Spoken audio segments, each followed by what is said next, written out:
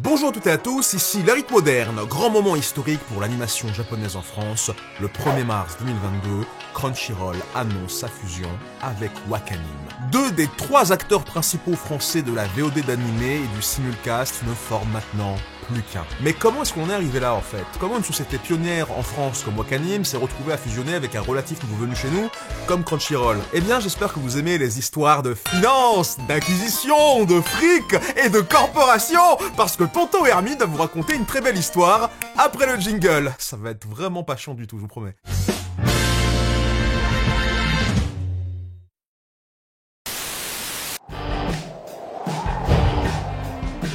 Tsubomi, l'application et maison d'édition de manga 100% exclusif, vous présente son catalogue.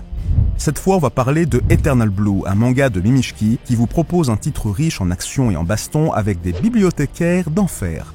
L'action se passe dans la Royal Library, la bibliothèque la moins paisible et silencieuse du monde. En effet, les livres d'ici renferment de puissants monstres et démons du monde des histoires et de la littérature. Le jeune Mikio, qui pensait y faire un boulot tranquille de bibliothécaire normal, se retrouve à être l'assistant de la puissante, sarcastique et exigeante Ao. Ensemble, ils forment un duo de bibliothécaires de choc, utilisant ruses, invocations et techniques spéciales pour combattre la menace livresque et protéger la santé mentale des lecteurs.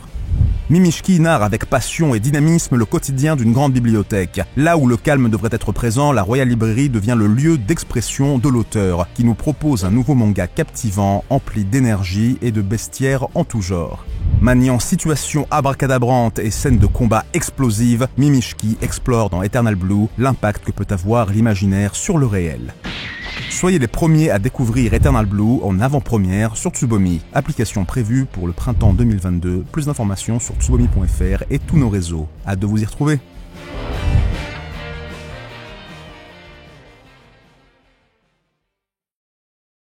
Ça risque de vous étonner, mais Crunchyroll était à la base un site américain d'upload et de streaming de fansub. Et oui, de 2006 à 2008, c'était un bon endroit pour trouver des animés piratés en fait.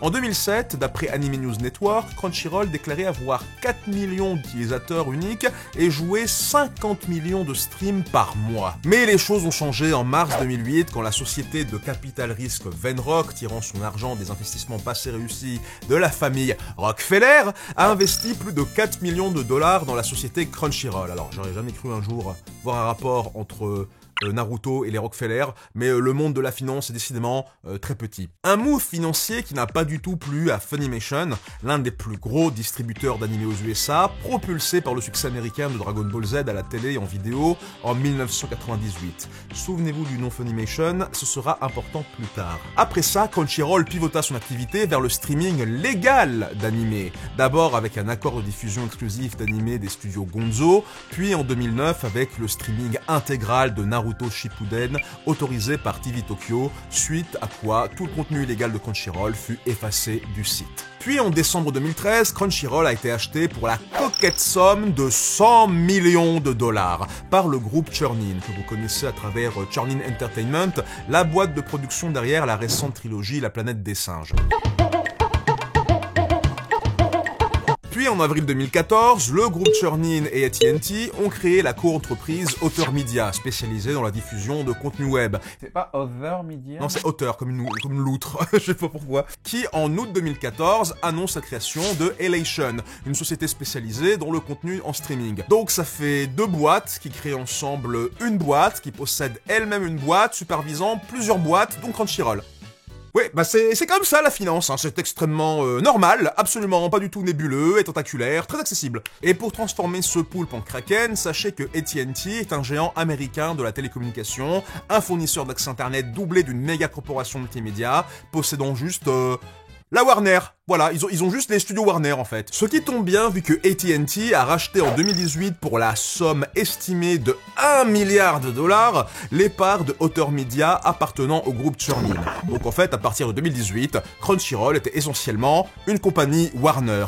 Bugs Bunny, Batman, Scooby-Doo, Erin Yeager, la Warner quoi. Voilà. Et c'est pour ça que vous avez vu Emerald de Ruby dans le film Dr. Sleep, voilà, pour la petite anecdote. Parce que, en fait, Ruby, c'est Rooster Teeth c'est Other Media, c'est à Warner, qui ont produit le film Dr. Sleep. Voilà, donc on aurait pu vivre dans une timeline où Ruby était dans Space Jam 2.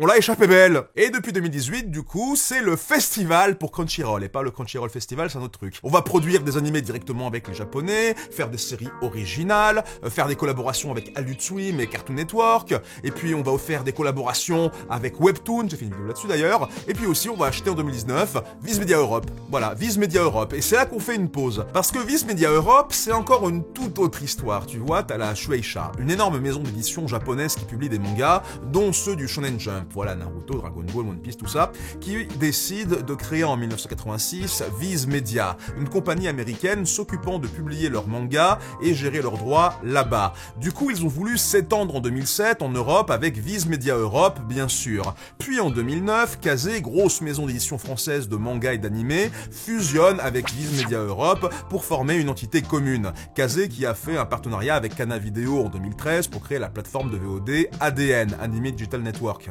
Mais comme je l'ai dit avant, en 2019, Crunchyroll a acheté Viz Media Europe pour lui, du coup.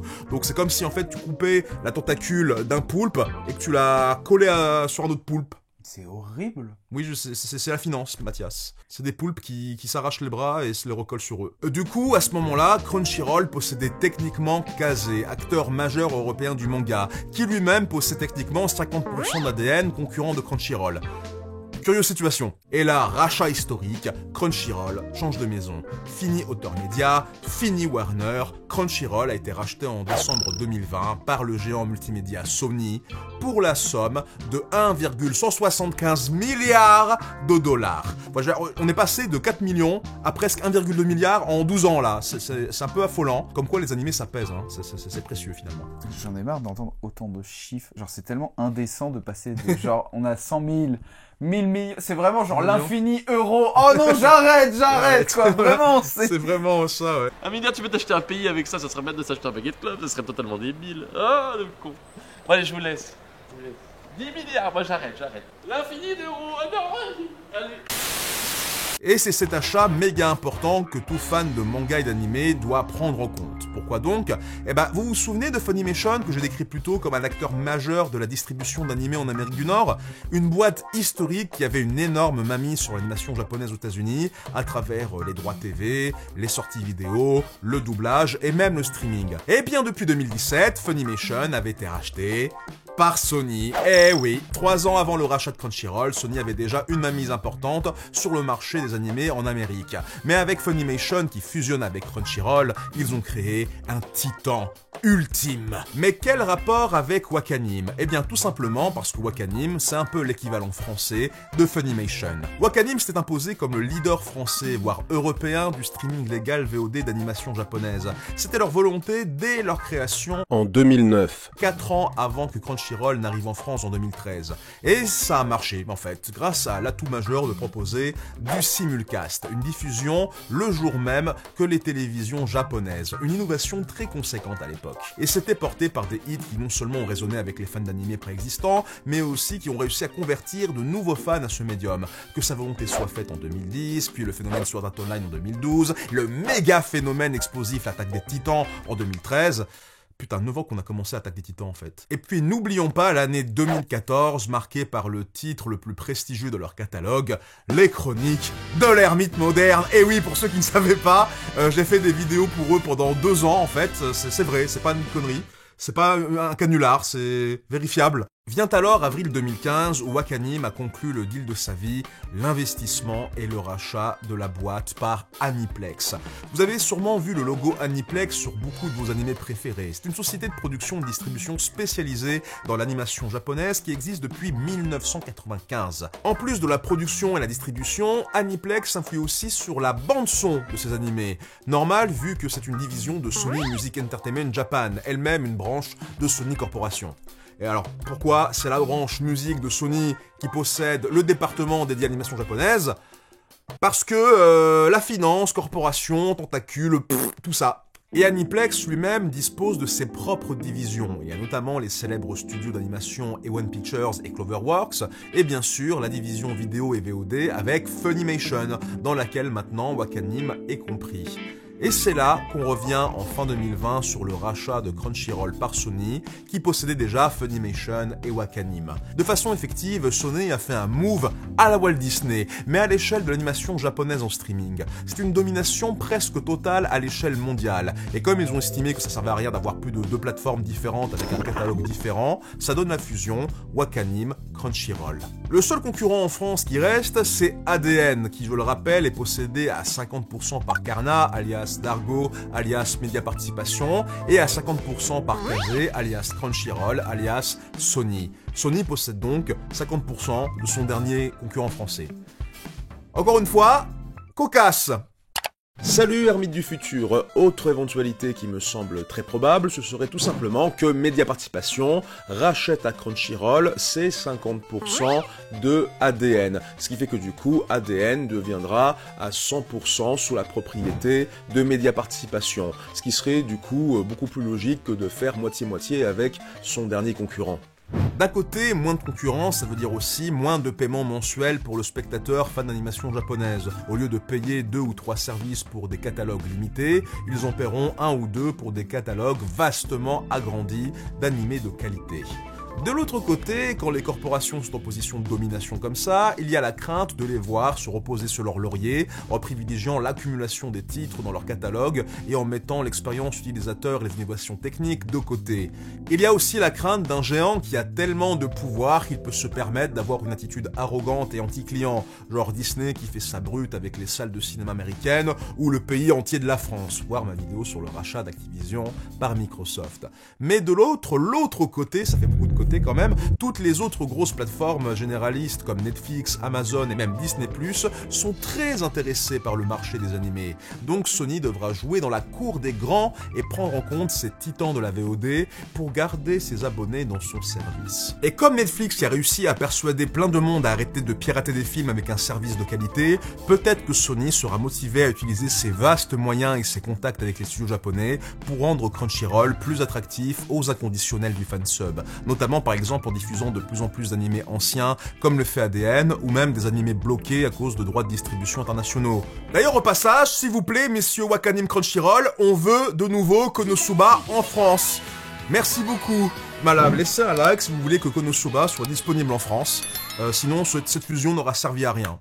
Voilà, 1,2 milliard, pourquoi faire? L'infini euro n'aurait pas suffi. L'infini d'euros, J'ai le sens de la mesure raisonnable, oui.